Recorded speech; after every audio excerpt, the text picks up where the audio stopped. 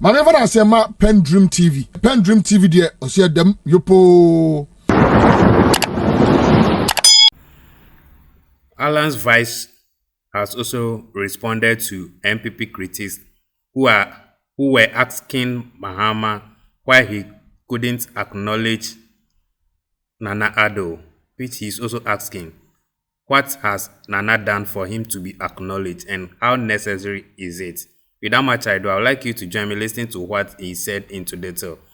This station still remains PENDREAM TV, the only channel that brings you the best and latest updates in politics. If you are new here, please don't forget to subscribe to the channel, hit the notification bell, like and also share to other members to watch as well. Thank you.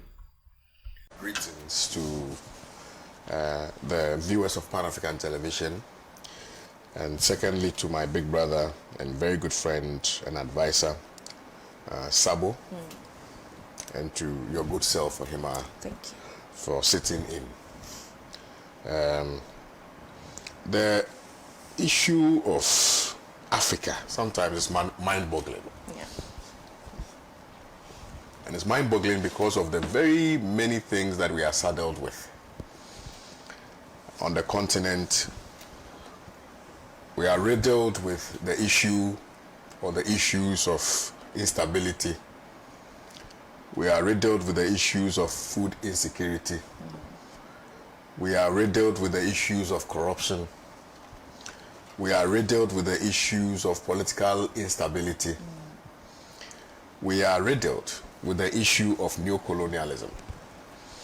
We are riddled with the issues of Galamsey, illegal mining. We are riddled with the issues of pirates taking over our water bodies. We are riddled with the issue of debt, external debt. And Mahama, it is so surprising, it might interest you to note, that as of 2022, the debt of the continent of Africa stood at $1.8 trillion. $1.8 trillion as of 2022. 40% of the debt is around the northern part of Africa. So it tells you that cumulatively, Ghana, South Africa, Senegal, Nigeria, if you put all our debt together, it's 1.8 trillion.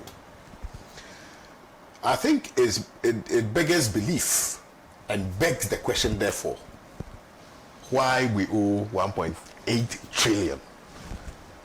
When we know that when you come to the African continent, in terms of all the natural resources that can engender growth, are found on the continent of Africa.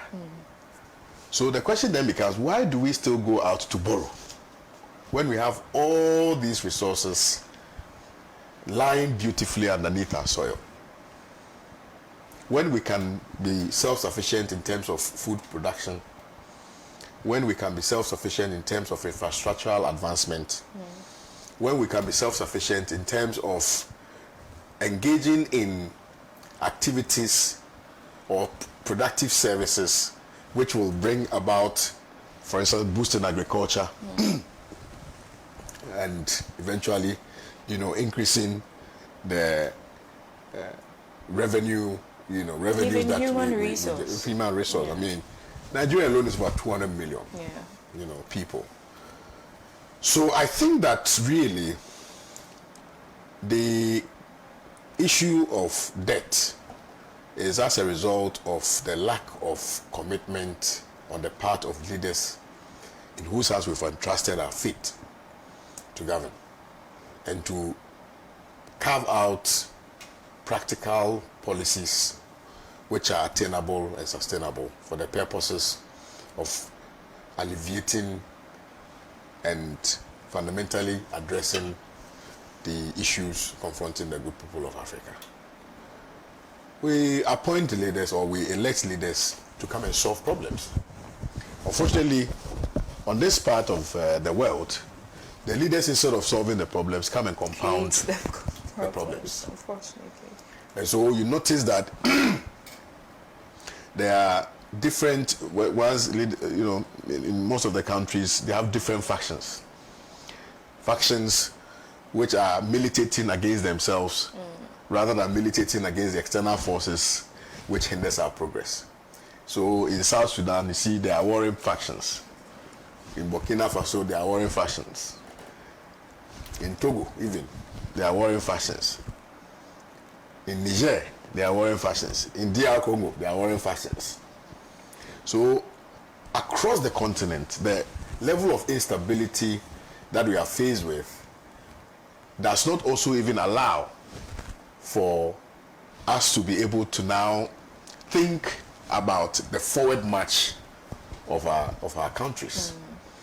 And for me, that is one aspect of our governance that we ought to look at with immediacy, critically so. So, I mean, requesting for debt relief is asking to be poisoned, and once you are poisoned, you say, please, can you now give me a medicine that will resuscitate me after you are dead? If you are dead, you are gone. Not so. But you brought the harm onto yourself. Why are you borrowing? You are borrowing because of mismanagement, gross mismanagement, sometimes intentional mismanagement. You live in a continent where people will go and use the name of the people of the country in which they reside to go and borrow from the external market. And once you borrow from the external market, you should be ready for all the ancillary conditions attached to the facility that you go for. And so when you go for those facilities and then the ancillary conditions are attached to it, which conditions does not allow you to develop, well, I come back to say that, oh, my country is not developing, my debt is choking me, so please give us some debt relief. You recall, when President Akufo took over, and I'm using Ghana as a case study, one of the things that he sought to do after the exercise in relation to, how do you call it, the denomination? They have a name for it. The currency, yeah, but there was a name for it. What was it? President Akufo was engaged in some redenomination. Did a redenomination. There was also that deliberateness on the part of government to carve out a strategy so that we could be forgiven our debt. You recall that we introduced the HIPIC, highly indebted poor country, and because we were saddled and riddled with corruption, with debt, you know. And if you have debt, you can't even sleep. It's like when you are owing your landlord. Your landlord is always knocking on your door. How can you sleep? So we must be very, very intentional, and that is why Africa is where it is. I don't understand why, upon all the natural resources and the mineral resources at our disposal, we are unable to develop and grow and be self-sufficient. Kwame Nkrumah has said it, and I think the earlier we went back to the blueprint of what was put forward by our Sergeant Kwame Nkrumah in May 1963 at Addis Ababa, where he itemized, you know, categorized and particularized the things that we needed to do as Africans in order that we can deal with the issue of, you know, neocolonialism. You know, 4 key things. I mean, one, if we have a common market, we have a common army, we have a common currency. Now, one other thing I've forgotten. Build one financial institution like a bank, you know, where we're going to keep our gold reserve and things like that. Because you see, most economies are built on gold reserves. And that is why you have these British companies, Chinese companies, they want to always build their economies on gold. So, and we have gold deposits scattered and dotted across the continent. So the earlier we went back to have that conversation, the better for all of us. So that in final analysis, the African continent will benefit. We have everything, cobalt, we have everything on the continent. But obviously, it's not like our leaders are oblivious to the kind of wealth and prosperity that reside in the African continent. Yeah. They are well aware, yeah, but they go forward to still take loans. That means there's there's a lacuna which needs to be addressed. Is it about selfish interest? Is it about, just trying to suck the wealth out of, the continent, or what exactly it is? Because as Olusegun Obasanjo said, he said that the money that should have gone into essential areas of human welfare and human development, education, health, nutrition, is given to pay debts that seem to be interminable. Yes, that's what I was telling you. That, for instance, let me use Ghana as an example, okay? Our debt stands at 221 billion, which have accrued over a period of time, okay? So, and you set targets for revenue mobilization and generation. Now, in order to achieve revenue optimization, there are some things that you ought to do. You have to tax. So you either tax the real sector, the services sector, or the other sectors, so that you'll be able to rake in some money. Now, if you look at the scope of our taxation, it is only borne by the formal sector. Just about maybe 15 to 30% is borne by the informal sector. But about 80% of the economy is run by the informal sector. And so you notice that there will always be a gap in terms of your revenue mobilization. However, you hear the budget to be read on a 20-something of March, right? You hear that we would set a target which far exceeds how much we'll be able to generate internally. Now, you want to build schools, you want to pay public sector debt, you want to infrastructure development, you want to service some of the previous debt on the basis of the budget that you have presented, right? So you say that this budget, health will take so and so, works and housing will take so and so, education will take so and so, right? So you are telling us your expenditure lines. But you know that when you pull parity with your revenue generation, it cannot coexist, because your revenue is smaller than your expenditure. Do you understand what I'm saying? So then but all the things that they are talking about are important.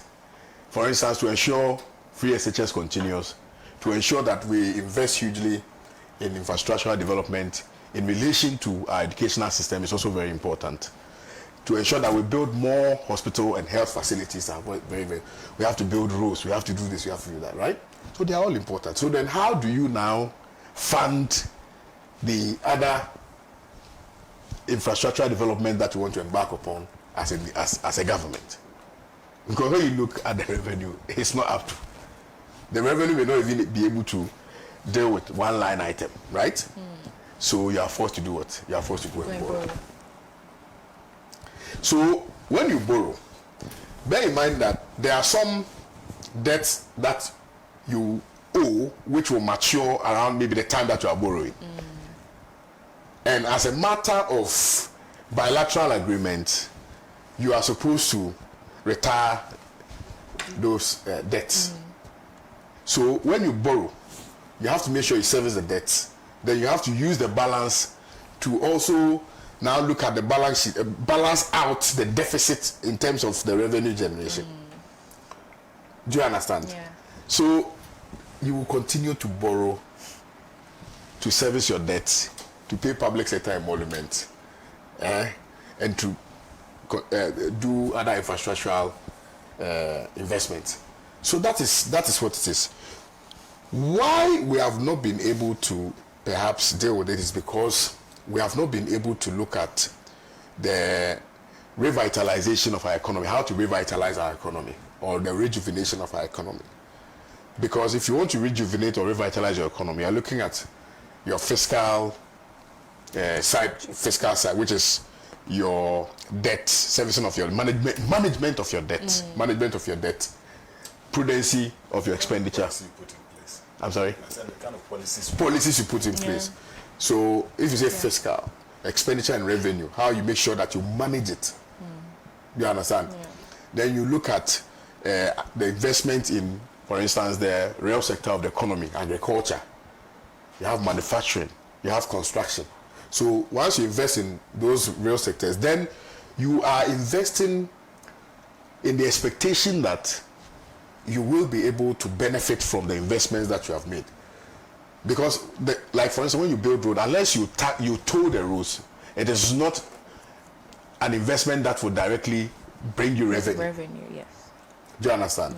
So it is a murky financial architecture that we run, which is why Akufo said we are running a Gettysburg system, and the Gettysburg system does not run on to be self-sufficient. It runs to be reliant. So every time you have to rely on external handout, so that they will come and now fill in the lacuna that you refer to. You see, so we need to be very intentional, have a holistic conversation, and design a financial architecture that can work effectively to ensure the survival of the Ghanaian economy. And also for leaders to begin to look at, for instance, artificial intelligence and the role it can play in modern day financial and economic outlooks of the countries. Right. So we need to modernize revenue collection. We need to modernize even how we generate the revenues internally.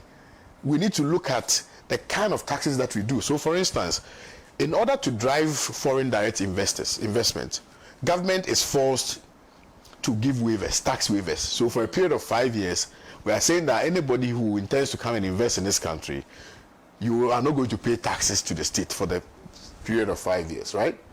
But you notice that once that company comes in, starts the business, starts making money, then they fold the company.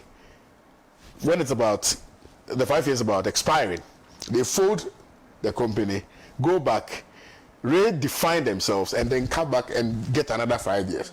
So we need to look at our waivers regime and our taxation regime, so that in the final analysis, the country will get the full benefit of the investments that are made in this country. Thank you.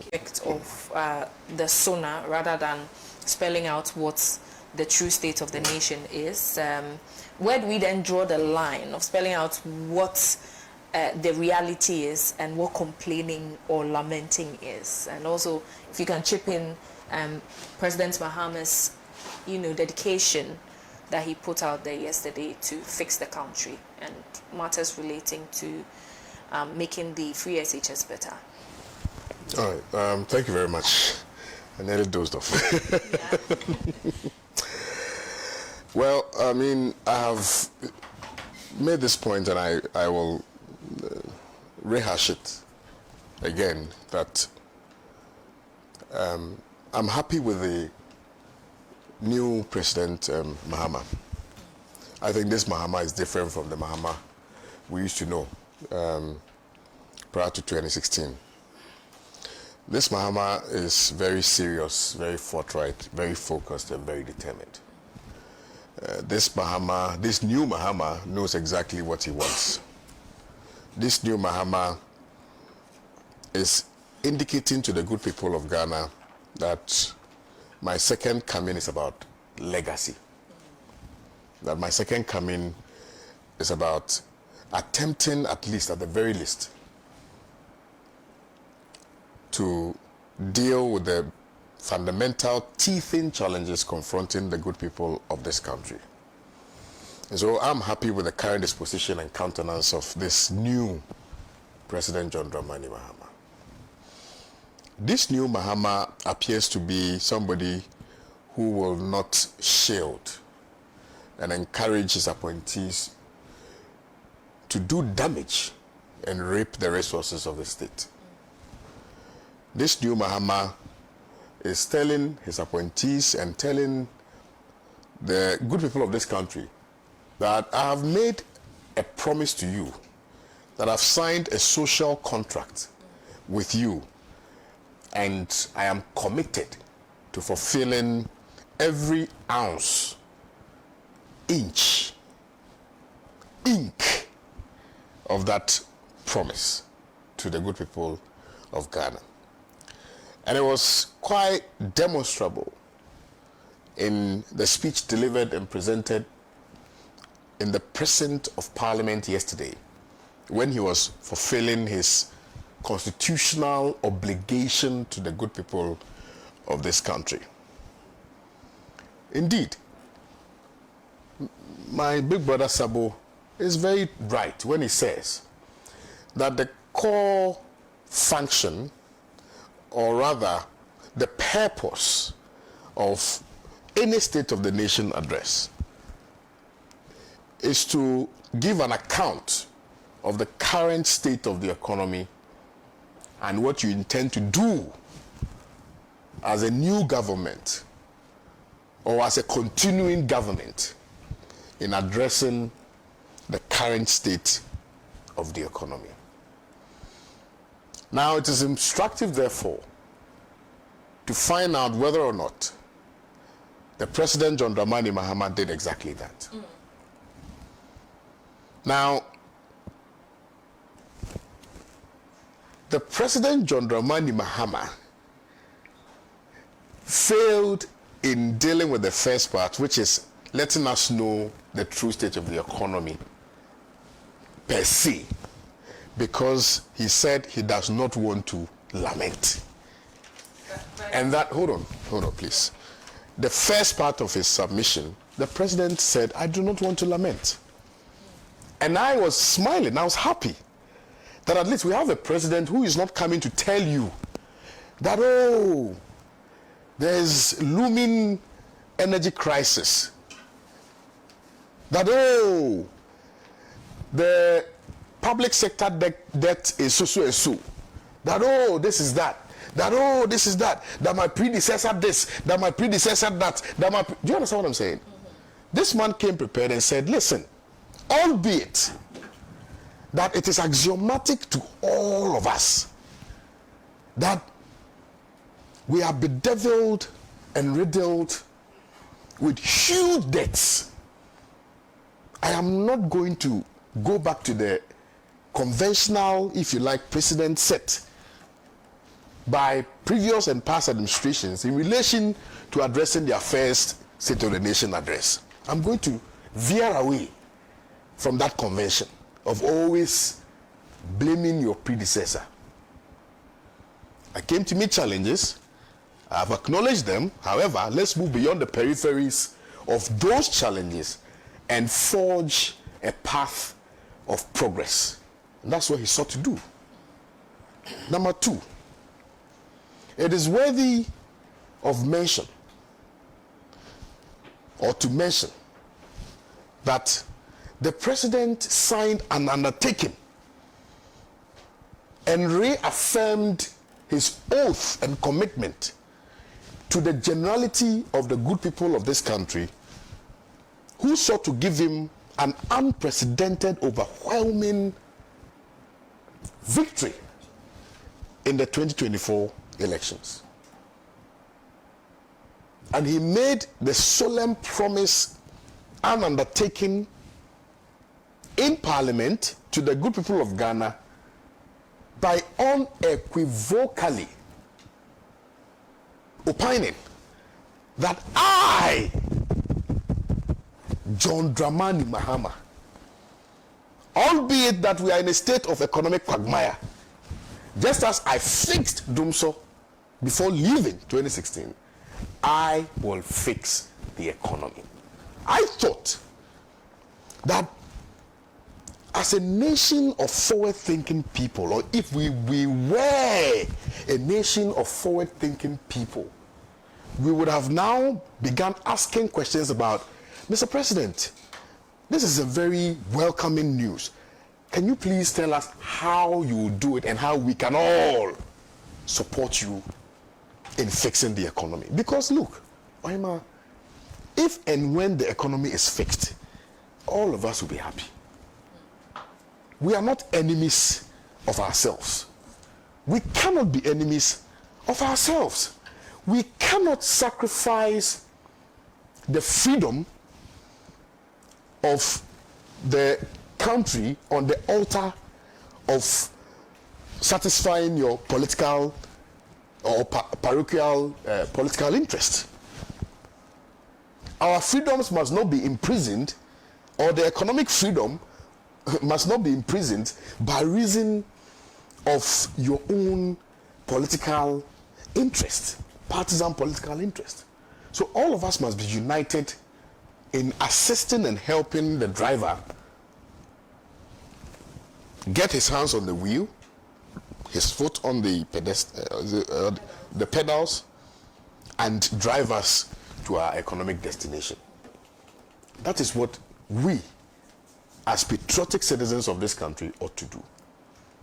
So I am not at all excited that when an opportunity was given to the minority in Parliament to comment on the State of the Nation address, they sought to reduce that opportunity to scoring some political points. That the president failed to acknowledge some of the things which were done by the Danko Akufo Addo. Why did you, so acknowledging for what? We are done with that chapter. We have moved on from that page. That page is long gone. We don't want to revisit the exigencies of the past. We want to focus on the now and the future. So what did you want His Excellency John Dramani Mahama to praise Nana Danko Akufo Addo for? Because if we wanted to go into Parliament to sing the praises of previous administration, then we would have reduced the State of the Nation address to lamentations. Because obviously, in praising, you must also find the faults. Not so. President Mahama did not want to do that. Now, look, President Mahama sought to also give us a sense of his direction in terms of where he wants to take the country to. Spoke quite eloquently about how he intends to form some, bring together some stakeholders through the National Economic Dialogue Program Forum, so that all of us, Sabo, ABF Husseini, Kwame Owusu Danso, Dr. Valentin Mensah, Dr. Shitu, all other persons or well-meaning Ghanaians will come together, we will jojo, we will fashion out what is plausible and what is not, in order that we can salvage what is left of the economy. He has admitted with alacrity that even though I'm the President of the Republic of Ghana, I am not Mr. Know-it-all. And I cannot say that I have the wherewithal alone to rebuild our broken economy. Come, let's all do this together. And we are doing it for and in the interest of the good people of this country. Number two, Mr. President also quite eloquently and forcefully made us aware that some of the ministries and agencies were going to start the 24-hour economy. And he was very quick to mention specific ministries, because those ministries have indeed, the ministers who are superintending over those ministries have by themselves come out to say that we intend to do XYZ, which will lead us to the 24-hour economy. A case in point is the Ministry for Foreign Affairs. Kuyetua Blackwire is on record to have indicated that his ministry intends to introduce some policies and projects which will ensure the effective start of the 24-hour economy. The courier system will be introduced. That passports will be processed and issued within a specified period of time. So President Mahama was quick to mention that. President Mahama was also quick to mention about some of the strides that we have made in some other ministries because the ministers themselves are being very proactive. This brings me to this quick point that I ought to make. That every minister, because you see, it's only 60. So if you are not working, we will see it. So every minister who has been given the privilege of being part of this government and the honor of serving the good people of Ghana must discharge their duties and obligations to the good people of Ghana without let or hindrance. That they are servants of the people of Ghana, the president being the chief servant. So all the other ministers who are not working or who are not seen to be working must get their acts right and begin to work. The Greater Accra Regional Minister, Madame Lindo Klu, and I think that I need to mention her for praise, that she made a promise a day after her vetting that she was going to make sure that she fixed all the street lights in Accra. And I'm happy to announce that she has started. In fact, the bridge stretch is being fixed.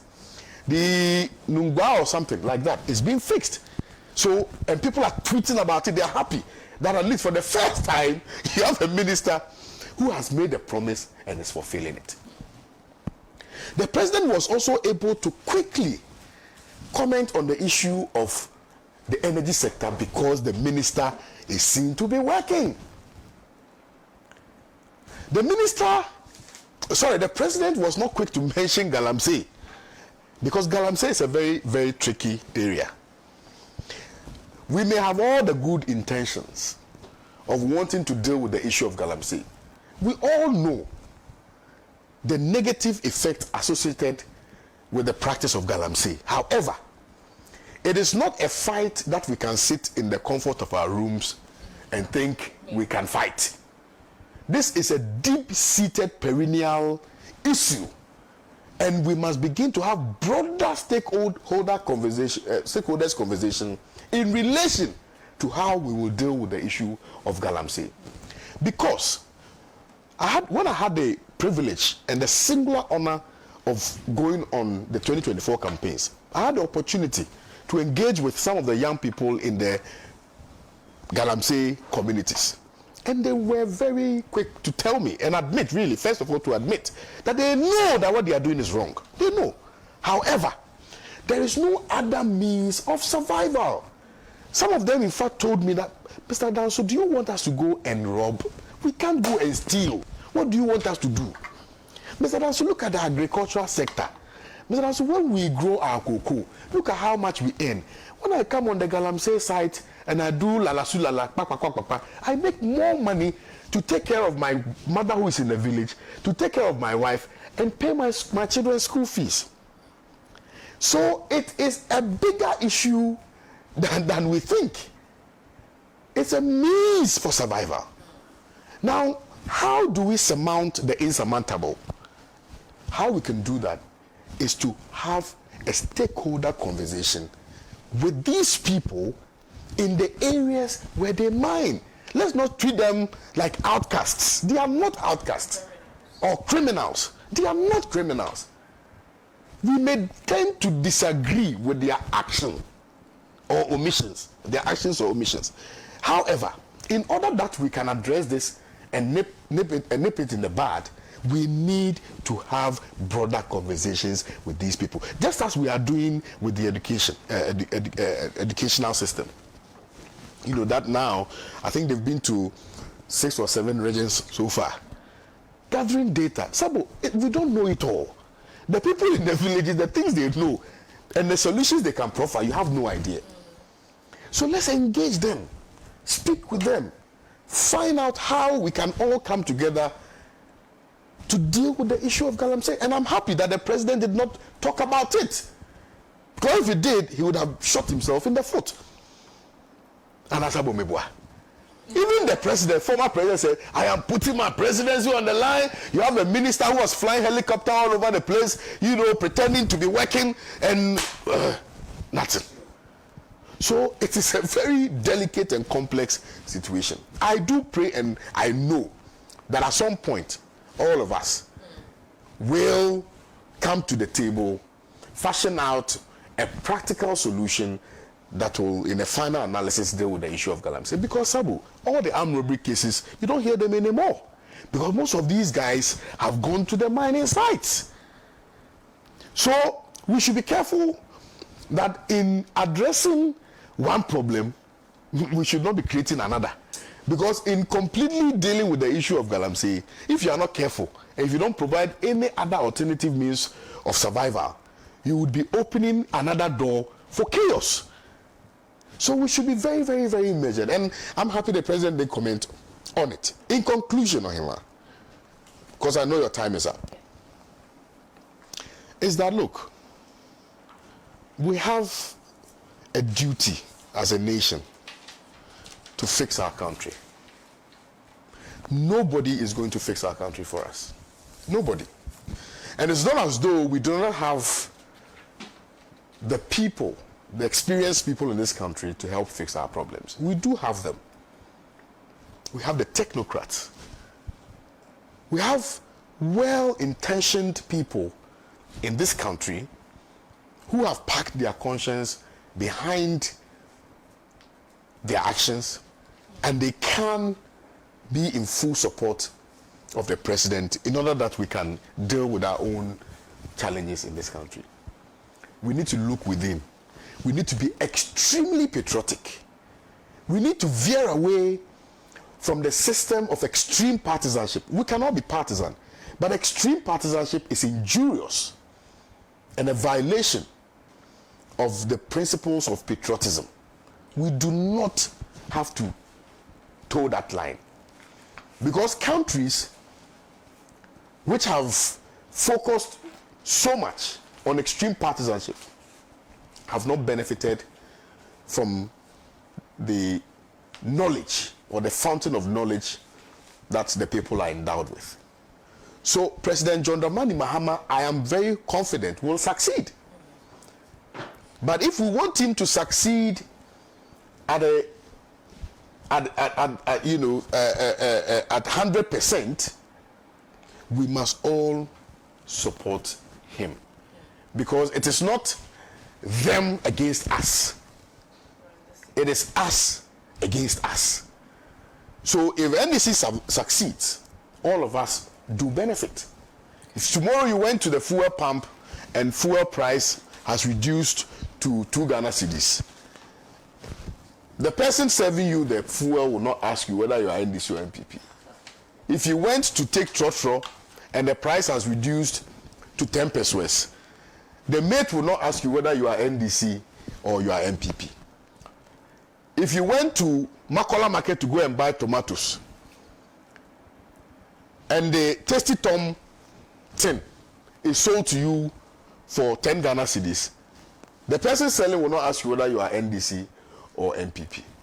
And so we must all be indignated by leaders' inability to addressing our issues.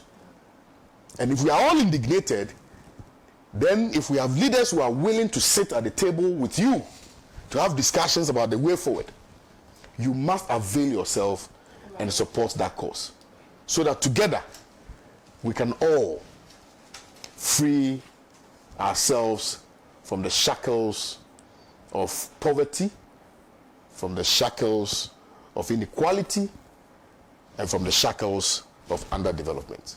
I thank you. Well, thank you very much to you, Kwame, and thank you to you, gentlemen. We have just 2 minutes to log out. And then I also need to read some messages from our viewers.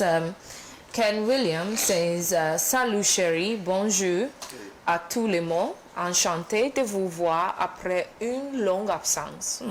Okay.